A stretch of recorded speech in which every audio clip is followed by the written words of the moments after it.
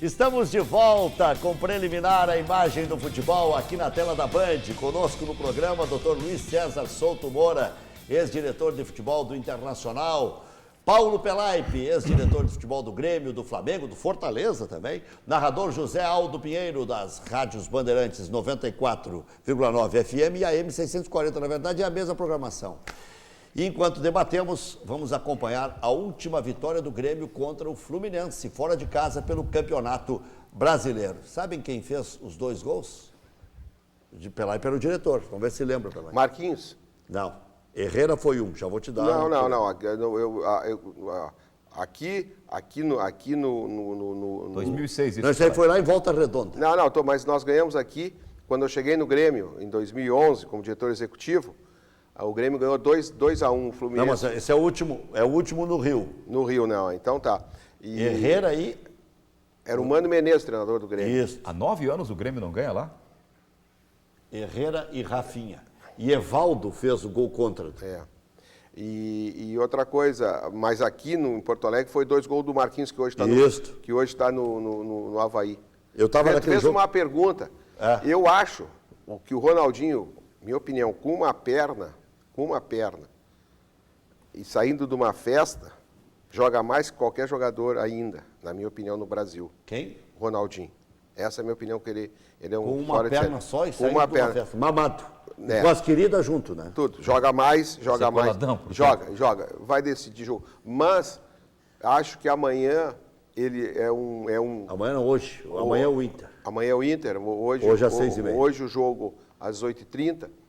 Em função que o Ronaldinho está 2 meses sem trabalhar. Pode não fazer diferença. Pode ser uma precipitação. Eu não sei o quadro, porque a gente de fora é muito fácil cornetear ou dar opinião, mas porque quem vive lá dentro, e o Souto sabe disso, que lá dentro tem os estudos, tem o pessoal... Você acha que é o Anderson que está escalando ou é a direção? Eu acredito que é a direção que está escalando o jogador, porque quer ter renda, quer ter público, já cometeu um equívoco, já cometeu um equívoco na quinta-feira, quando deixou mais de 6 mil torcedores, 8 mil torcedores nas Laranjeiras, porque fechou o treino. Isso aí não existe, um treinador fechar o treino, aí falta direção.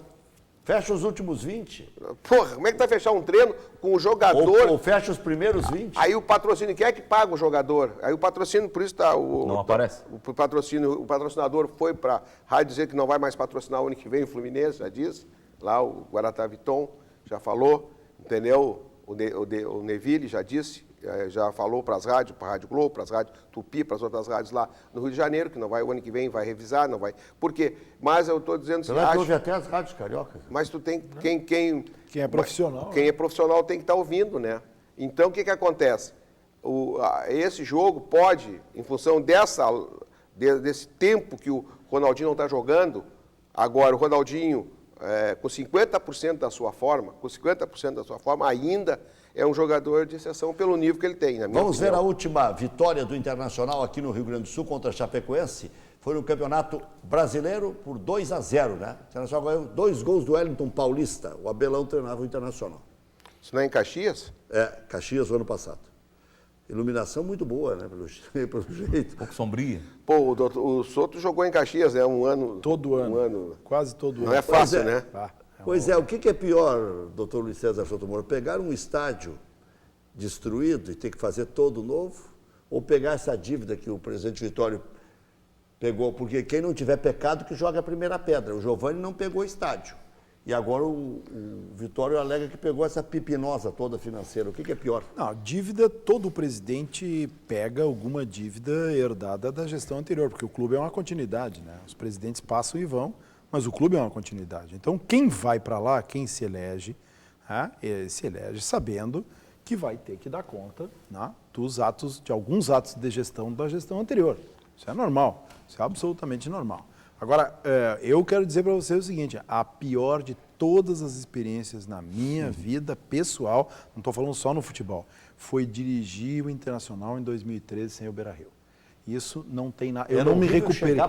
Eu não me recuperei ainda. Eu estava conversando. Era uma depressão. Eu estava conversando aqui com o Dr. Souto. Eu estava fora, então a gente viu os jogos. Tristeza. Quem via o jogo na televisão dava uma tristeza de ver aquele tudo tapado em preto. Assim como eu fico triste em passar pelo Olímpico, às vezes eu procuro evitar de passar ali.